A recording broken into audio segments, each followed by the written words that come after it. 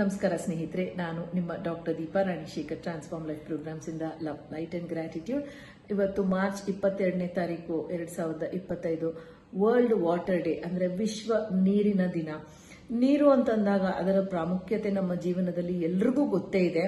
ಬೇಸಿಗೆ ಅಂದಾಗ ಈ ಬೇಸಿಗೆ ನಾವು ನೀರಿನ ಸಮಸ್ಯೆ ಇಲ್ಲದೆ ಕಳಿತೀವಾ ಇಲ್ವಾ ಅನ್ನೋದೇ ಒಂದು ಯಕ್ಷ ಪ್ರಶ್ನೆ. ಈಗಾಗಲೇ ನಾನು ಸುಮಾರು ಕಡೆ ನೀರಿನ ಟ್ಯಾಂಕರ್ಗಳು ಓಡಾಡೋದನ್ನ ನೋಡ್ತಾ ಇದ್ದೀನಿ. ಹೋದ ವರ್ಷ ನಮ್ಮ ಅಪಾರ್ಟ್ಮೆಂಟ್ ಅಲ್ಲೂ ನೀರಿನ ಟ್ಯಾಂಕರ್ದೇ ಭರಾಟೆ ಇತ್ತು. ಯಾಕೆಂತಂದ್ರೆ ಬೋರ್ವೆಲ್ ಒಣಗೋಗಿತ್ತು, ಮತ್ತೊಂದು ಹೊಸ ಬೋರ್ವೆಲ್ ತೆಗೆಸಿದ್ವಿ.